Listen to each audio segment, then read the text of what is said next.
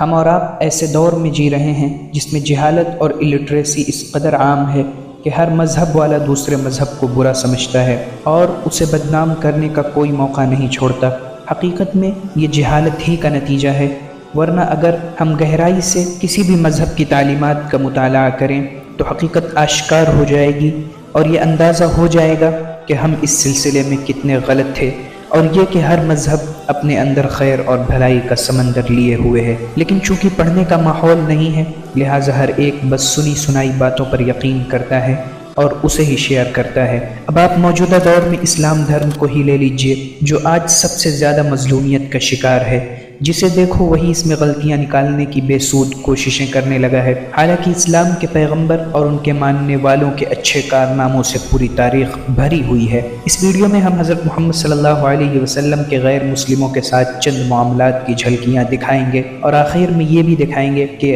آپ صلی اللہ علیہ وسلم کے متعلق غیروں نے کیا رائے دی، جس سے اندازہ ہوگا کہ اسلام غیروں کے متعلق کیا تعلیم دیتا ہے اور غیروں کا اسلام کے متعلق کیا نظریہ رہا ہے۔ غیر مسلموں کی جو جماعتیں باہر سے آپ صلی اللہ علیہ وسلم کی خدمت میں آتی تھیں، نبی صلی اللہ علیہ وسلم ان کی خود میزبانی کرتے تھے، چنانچہ جب حبشہ کے عیسائیوں کا وفد آیا تو آپ صلی اللہ علیہ وسلم نے فرمایا یہ ہمارے معزز ساتھی ہیں، اس لیے میں نے یہ پسند کیا ہے کہ میں خود ان کی مہمان نوازی کروں گا۔ ایک مرتبہ نجران سے 14 عیسائیوں کا وفد آیا تو آپ صلی اللہ علیہ وسلم نے انہیں مسجد نبوی ہی میں ٹھہرایا اور انہیں اجازت دی کہ تم اپنے مذہب کے مطابق نماز اور عبادت کرو، لہٰذا یہ عیسائی مسجد نبوی ہی میں ایک جانب مشرق کی طرف منہ کر کے نماز پڑھتے تھے۔ یاد کیجئے غزوہ احد میں دشمنوں نے آپ پر پتھر پھینکے، تیر برسائے، تلواریں چلائیں، دانت شہید کر دیے، پیشانی مبارک خون آلود ہو گئی،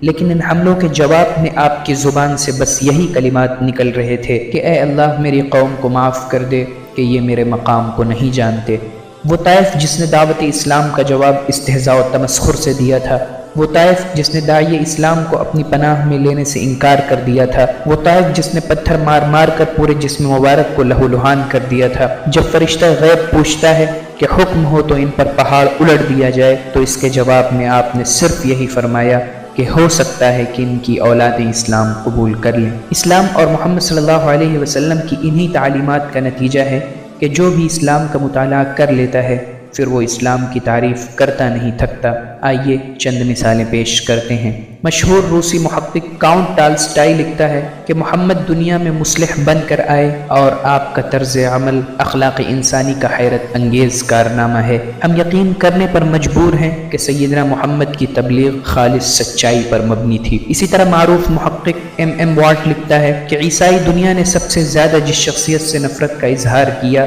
اصل میں وہی شخص دنیا میں سب سے زیادہ احترام کا حقدار ہے۔ آج بھی عیسائیوں کو چاہیے کہ وہ صدیوں کی نفرت ختم کر کے حقائق کی روشنی میں محمد کی حیات کا مطالعہ کریں، اور مسلمانوں اور عیسائیوں کی جو جنگیں ہوئیں وہ تاریخ کا علیحدہ باب ہے، لیکن ان جنگوں کی وجہ سے دنیا کے سب سے زیادہ قابل احترام نبی سے نفرت کا جواز ڈھونڈنا ان کی عظمتوں اور خوبیوں کو جھٹلانے کے برابر ہے، جس محمد کا ہمسر دنیا کا کوئی انسان نہیں بن سکتا۔ مورخ ولیم ڈارڈ لکھتا ہے آپ کا وہ کمال جو آپ نے فتح مکہ کے بعد کافروں کے حق میں ظاہر کیا وہ اخلاق انسانی کا حیرت انگیز نمونہ ہے۔ پروفیسر پاسور اسمتھ لکھتے ہیں کہ اگر پوچھا جائے کہ تمام دنیا کو مسیحی مذہب نے فائدہ پہنچایا یا اسلام نے، تو جواب میں کہنا پڑے گا کہ اسلام نے۔ اگر محمد کو قریش ہجرت سے پہلے شہید کر دیتے تو مشرق و مغرب دونوں ناکارہ رہ جاتے، اگر آپ نہ ہوتے تو یورپ کے تاریک زمانے دو چند بلکہ سہ چند تاریک تر ہو جاتے، اور اگر آپ نہ ہوتے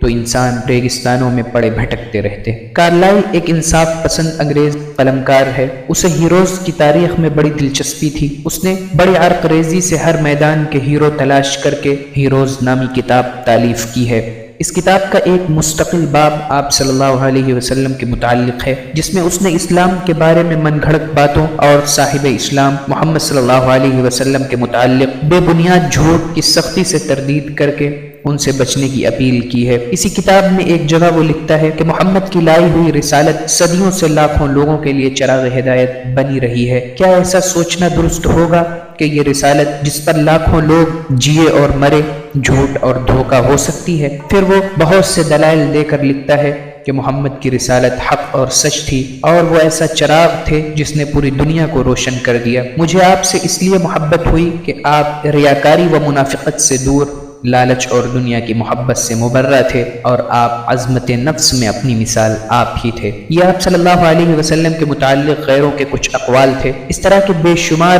منصف مصنفین نے آپ کے بارے میں بے شمار باتیں کی ہیں، اور آپ کو نہ صرف سچا نبی بلکہ انسانیت کا محسن اعظم تسلیم کیا ہے۔ اسی کو تو کہتے ہیں